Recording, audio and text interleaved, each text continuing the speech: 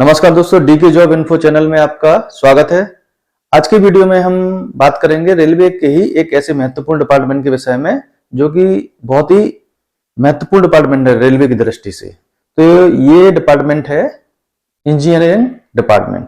तो engineering department में क्या क्या काम होते हैं और इसमें कैसे भर्ती होते हैं और इसमें वेतन वगैरह कितनी मिलती है, तो हम सब बताएंगे इसमें आपको कि इसके काम क्या है। तो चलिए शुरुआत करते हैं वीडियो की कि इसमें काम क्या होते हैं। सबसे पहले ये बताते हैं आपको, क्योंकि ये बहुत ही महत्वपूर्ण डिपार्टमेंट है। आप देखो, आपने कभी रेलवे देखी होगी तो रेल का नाम देखो, रेलवे यानी रेल पथ। तो जो रेल डली होती है ना, जिस पर अपनी रेलगाड़ी चलती है, तो उसी रेल को बिछाने का जो काम होता है वो इसी डिपार्टमेंट का होता है। तो इसलिए बहुत ही महत्वपूर्ण, जिसके नाम से ही पूरी रेलवे चल रही है, तो इसी के काम से ही पूरी रेलवे का नाम है। तो ये वास्तव में रेलवे क्या है, जब रेलवे यानी रेल को डालने का ही महत्वपूर्ण काम इस डिपार्टमेंट का है। तो बहुत ही महत्वपूर्ण डिपार्टमेंट है। और इसमें दूसरा एक और इसका साथी डिपार्टमेंट है, उसका काम होता है कि जो ये रेलवे में जितने भी मतलब बिल्डिंग देखी होंगी आपने, कोई भी रेलवे की बिल्डिंग है या फिर प्लेटफॉर्म है या फिर स्टेशन है, उनका निर्माण कार्य भी इसी डिपार्टमेंट को देखना होता है। तो उसको हम इसी इंजीनियरिंग डिपार्टमेंट के अंतर्गत आने वाले डिपार्टमेंट को कहते हैं निर्माण यानी वर्क। तो दो लेवल होते हैं, दो डिपार्टमेंट होते हैं इसके।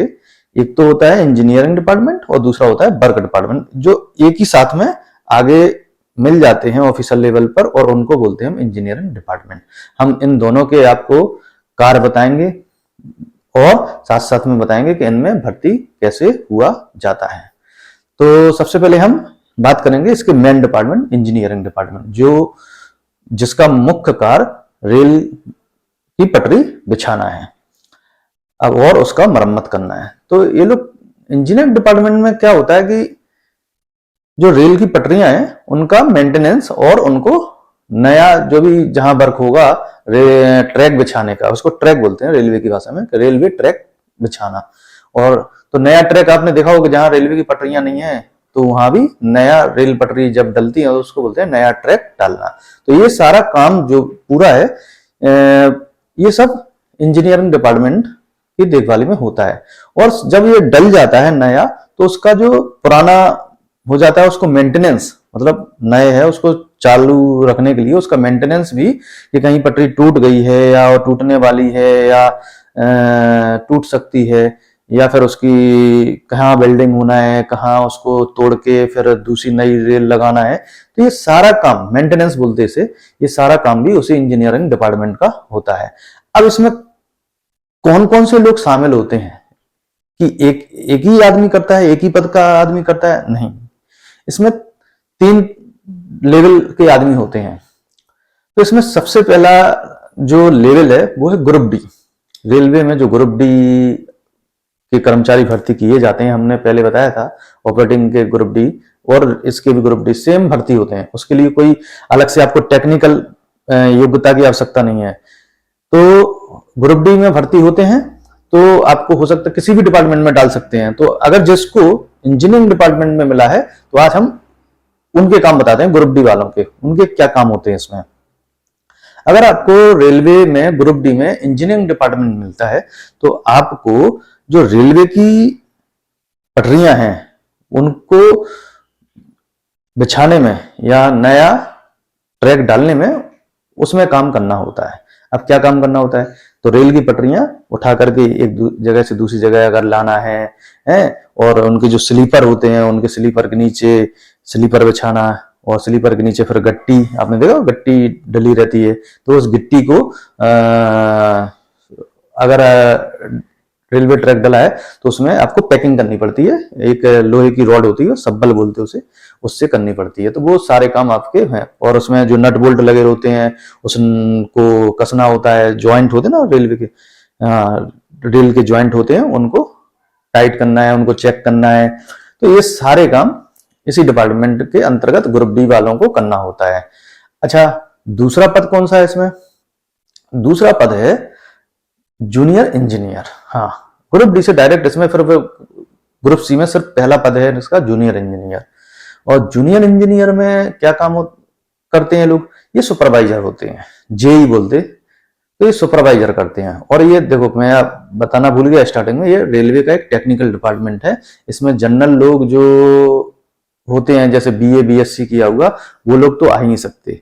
सिर्फ इसमें टेक्निकल अगर आप हैं, वो भी डिप्लोमा, टेक्निकल डिप्लोमा से स्टार्ट होती है, डिप्लोमा, या आपके पास डिग्री होना चाहिए बीटेक या बी, तो आप इस डिपार्टमेंट में आ सकते हैं। ये जनरल लोगों के लिए डिपार्टमेंट नहीं है।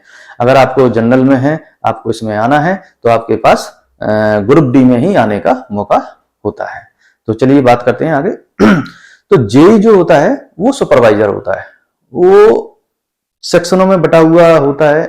एक पूरा डिवीजन होता है रेलवे का, डीआरएम ऑफिस बोलते हैं, जैसे पूरा डिविजनल जो कार्यालय है वो पूरा सेक्शनों में बटा होता है, छोटे छोटे सेक्शन में। उस एक सेक्शन के अंतर्गत भी छोटे छोटे और सेक्शन होते हैं, तो उस छोटे से सेक्शन को देखभाल करने की जिम्मेदारी एक जूनियर इंजीनियर की होती है। उसके अंडर में 3 गैंग होती हैं, 3 या 4 गैंग होती हैं, जिसमें कि 6-6, 7-7, 8-8, 10-10 लोग ग्रुप डी वाले होते हैं। तो मतलब ऐसा है। तो एक जेई के अंडर में लगभग 30 से 35 आदमी होते हैं। तो वो उनका सेक्शन में जितनी भी रेल बिछी हुई हैं, जहां जहां तक डली हुई है उसके सेक्शन में, वो उसका सभी का मेंटेनेंस उसके अंडर में आता है। उसकी देखभाल कि पूरी तरीके से रेल सही है या नहीं, उसमें कोई भी कमी है तो उसके लिए जिम्मेदार जेई है। और उसके ऊपर होता है एसएससी। पूरे जो 3-4 जेई, 3-4 सेक्शन होते हैं, उनके ऊपर एक एसएससी होता है। तो ऐसे इनका काम होता है। तो अब ये तो है कि भाई इनका मेंटेनेंस है। अब इसमें समस्या किस टाइप की आती है? समस्या इसमें है कि ये जो डिपार्टमेंट है मेंटेनेंस करता है, हैवी वर्क है। रेल को आप देखते हो कितनी भारी होती है, रेल को एक जगह से उठा के दूसरी जगह ले जाना, और एक इक्विपमेंट तो होता है पर फिर भी दम तो लगती है। तो थोड़ा मेहनत इसमें ज्यादा है, और मेहनत के साथ साथ इसमें धूप, जैसे दिन में अगर कहीं भी इनका प्रोग्राम बना कि आज इस सेक्शन में ये वाली रेल खराब हो गई, इसको बदलना है, पुरानी हो गई है काफी और इसको बदलना है हमें, तो उसके लिए दिन में भले गर्मी हो चाहे बरसात हो या सर्दी हो, वो बदलना है। अगर फेलियर हो गया, कहीं टूट गई रेल, क्रैक हो गई, तो भी आपको वो रेल बदलना है। तो उसी समय बदलना है, चाहे कुछ भी हो, कैसा भी हो, गर्मी का कितना ही टेम्परेचर हो या फिर बरसात हो रही हो, पर वो काम उसी समय करना है, क्योंकि जब तक नहीं तो फिर ट्रेन रुकी रहेगी, ट्रेन का संचालन रुका रहेगा। तो इनके ऊपर प्रेशर होता है, बहुत प्रेशर वाला काम होता है, और बहुत ही मतलब ये समझ लो कि इतने जल्दी फास्ट काम करना होता है, क्योंकि अगर जब तक इनका काम नहीं होता है, ये लोग फिट नहीं देते रेल को, तब तक ट्रेन का संचालन रुका हुआ रहता है। तो इनके ऊपर बहुत प्रेशर होता है ऊपर से ऑफिसरों के। तो ये थोड़ा एक प्रॉब्लम वाला है, पर मैं ये कहूंगा अगर आपके पास टेक्निकल डिग्री है तो आपके लिए डिपार्टमेंट हो सकता है, आप इसमें आ सकते हैं, अपना भाग्य आजमा सकते हैं। और इसमें एक एसएससी पद भी होता है जो कि पूरे सेक्शन को सुपरवाइज करता है, और उसके पास मतलब काफी अच्छी पावर होती है, मतलब अपने 3-4 जेई उसके अंडर में होते हैं, और सारी गैंग जितनी भी हमने बताई थी आपको, वो गैंग भी इसके अंडर में होती हैं। तो अच्छा पद है, और थोड़ा करने में एक फील होता है कि हम रेल के लिए कुछ कर रहे हैं। अगर आपको ऐसा लगता है और आपके पास ये डिग्री, अब इसमें बात कर लेते हैं कि योग्यता कौन कौन सी और कैसे भर्ती हुआ जाता है। तो इसमें अगर आपको भर्ती होना है तो इसके लिए आपको ग्रुप डी में आना है, तो उसके लिए तो कोई योग्यता नहीं है, वो तो आप बीए बीएससी या 12वीं पास हो तो भी आ सकते हैं। और किस्मत है, आपको अगर ये डिपार्टमेंट मिल जाए तो वो आपकी किस्मत है, किस्मत पर डिपेंड होता है। कोई भी रेलवे का कोई भी डिपार्टमेंट ग्रुप डी में मिल सकता है, पर अगर आपको ये डिपार्टमेंट मिला तो आपको इसमें आने का मौका मिलता है। और आपको धीरे धीरे जूनियर इंजीनियर जेई, अगर आप से वो डिग्री रिक्वायर्ड की जाती है कि आप ग्रेजुएशन है या डिप्लोमा है, तो आप डिपार्टमेंटल प्रमोशन पाके जेई भी बन सकते हैं। तो एक प्रमोशन ऐसे जेई और एसएससी, फिर आगे आपकी प्रमोशन हो सकते हैं। अब इसमें क्या होता है कि जो जेई है वो डायरेक्ट आता है। तो अब इसमें योग्यता, जैसे कि जेई के लिए आपको डिप्लोमा चाहिए है, और आपके एसएससी अगर बनना है तो उसके लिए आपको बीटेक या बी होना चाहिए। तो ये तो योग्यता हुई। अब इसमें भर्ती कैसे, वही आरआरबी के थ्रू इसकी वैकेंसी निकलती है। आपको आरआरबी की साइट पे जाना है, उसमें देखना है कि अगर ऑनलाइन वैकेंसी निकली है, और ऑनलाइन आजकल तो ऑनलाइन फॉर्म हो गए हैं, तो ऑनलाइन फॉर्म भरना है। उसमें ऑनलाइन फॉर्म सबमिट करके आपको जब पेपर के लिए बुलाया जाएगा, उसमें 2 पेपर होंगे आपके इसमें। तो इसमें क्या होता है कि एक जनरल एग्जाम होता है, और उसमें आपको वही रेलवे में कोई भी एग्जाम हो, आपको जनरल नॉलेज और मैथ और रीजनिंग ये तो चाहिए है। साथ साथ में आप जिस ट्रेड से डिप्लोमा या डिग्री हैं, जैसे कि इंजीनियरिंग डिपार्टमेंट में, तो वो आपका उस आपकी डिग्री का भी थोड़ा बहुत पूछा जाएगा। तो उस कंबाइंड एक पेपर आता है, आपको वो पास करना है। अगर आप वो पास कर जाते हैं तो आप सिलेक्शन हो जाता है। और दूसरा आपका होता है डॉक्यूमेंट वेरिफिकेशन, बस। और मेडिकल बाद में, तो मेडिकल भी उतना हाई स्टैंडर्ड का नहीं होता है, मोस्ट ऑफ हो ही जाता है। तो इसमें फिजिकली हैंडीकैप्ड पर्सन अलाउ नहीं है, क्योंकि इसमें काम आप समझ सकते हैं कि चलने फिरने का है, तो फिजिकली हैंडीकैप्ड पर्सनों को इसमें नहीं लिया जाता है। तो ये तो हुए इंजीनियरिंग डिपार्टमेंट के काम। इसका ही दूसरा भाग होता है, इसको बोलते हैं हम वर्क, इंजीनियरिंग वर्क। उसमें क्या काम होता है, तो उसमें अगर आपको अप्लाई करना है तो उसके लिए डिग्री तो वही होना है सेम, पर अप्लाई अलग अलग होते हैं, वैकेंसी भी अलग अलग निकलती हैं। तो उस तो जो वर्क डिपार्टमेंट है इंजीनियरिंग का, तो उसमें आपको वही सेम डिग्री चाहिए होती है। और अगर आप सिविल से हैं, इंजीनियरिंग तो है पर सिविल से हैं, कोई भी बीटेक या डिप्लोमा जो भी है, सिविल से अगर आपने किया हुआ है, तो आपको वर्क डिपार्टमेंट में आपको भर्ती मिल जाएगी। तो सिविल होना जरूरी है उसके लिए, क्योंकि सिविल डिग्री, अगर सिविल से आप इंजीनियरिंग की हुई है, सिविल से आपने डिप्लोमा किया हुआ है, और ग्रुप डी का तो सेम वही है कि जैसे ग्रुप डी सभी डिपार्टमेंट में आते वैसे उसमें भी आते हैं। तो उसका काम क्या है, उसके विषय में हम आपको ये बताते हैं। उसके काम जैसे कि रेलवे में जितने भी प्लेटफॉर्म है उनमें टूट फूट, और जैसे पानी की सप्लाई, पानी की जो टंकी है उनका रख रखाव है, और पानी की सप्लाई आ रही है, नल कहीं टूटे हुए तो नहीं है, पानी की पाइपलाइन तो टूटी हुई नहीं है। तो ये सारे काम वर्क डिपार्टमेंट के होते हैं। और रेलवे कॉलोनियों में गेट लगे हुए हैं, कलर करवाना पूरे स्टेशन पे, रेलवे कॉलोनियों में फर्श फ्लोरिंग करवाना, फर्श बनवाना और गेट लगवाना, ये जो भी मतलब अपना सिविल वर्क होता है ना इंजीनियरिंग का, वो काम है। सिविल इंजीनियर आप जो भी हैं सिविल से, वो जानते होंगे इसके विषय में अच्छे से। तो इसके लिए भी भर्ती अगर आपको होना है तो आपको वही आरआरबी से अलग से निकलती है कि आपको रेलवे में वर्क डिपार्टमेंट में जेई और एसएससी के लिए अप्लाई करना है, तो वो अलग से उसमें पूरा ब्यौरा दिया होता है, तो आप उसके लिए अप्लाई कर सकते हैं। और ये इंजीनियरिंग डिपार्टमेंट में जेई और एसएससी, तो आप दोनों के लिए अप्लाई कर सकते हैं। जैसे आपका सिविल का है या फिर इंजीनियरिंग का, जो भी डिग्री है उसके हिसाब से आप अप्लाई करो इसमें। तो काम हमने बताई दिए हैं, योग्यता आपको क्या चाहिए, कैसे योग्यता। अब इनकी बात आती है कि पेमेंट कैसे होती है इनकी। तो जेई जो होता है वो 4200 ग्रेड पे में आते हैं, और ग्रुप डी आपका 1800 ग्रेड पे में आते हैं। तो 1800 ग्रेड पे में जो डायरेक्ट ग्रुप डी में आते हैं उनके लिए पेमेंट शुरुआत में वही 20 से 25 हजार रुपए है।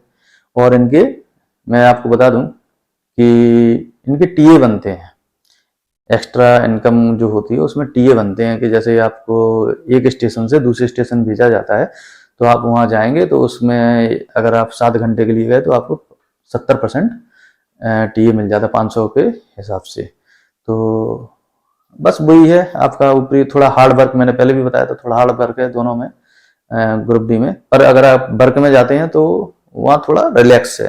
मतलब इंजीनियरिंग जो रेल पटरी बिछाने वाला काम है वो थोड़ा हार्ड वर्किंग है। अगर आप इसी के दूसरे डिपार्टमेंट जिसको हम बोलते हैं वर्क, अगर आप उसमें जाते हैं तो थोड़ा वहाँ रिलैक्स है, उसमें इतना ज्यादा हार्ड एंड फास्ट काम करना नहीं होता है। जब भी आपको मौका मिले आप अपने हिसाब से काम करना होता है। तो जैसे कि अब जूनियर इंजीनियर 4200 में आता है तो उसकी पेमेंट क्या होती है? जूनियर इंजीनियर जो 4200 में आते हैं उनकी शुरुआती पेमेंट वही 40 से 45 हजार के बीच पड़ती है। और एसएससी अगर आप बन जाते हो 4600 ग्रेड पे में तो आपकी शुरुआती पेमेंट 50 से 60 हजार के बीच में जो भी, और उसमें थोड़ा अलाउंसेस बढ़ जाते हैं आपके, साथ साथ में आपके टीए बढ़ जाएंगे क्योंकि आपका सेक्शन है, सेक्शन में बार बार जाना पड़ेगा। अगर महीने में आप अगर 15 दिन भी गए तो आपके 800 रुपए के हिसाब से आप 15 लगा लेना तो 10,000 रुपये एक्स्ट्रा वो हो जाते हैं। तो ऐसे इनकी पेमेंट है।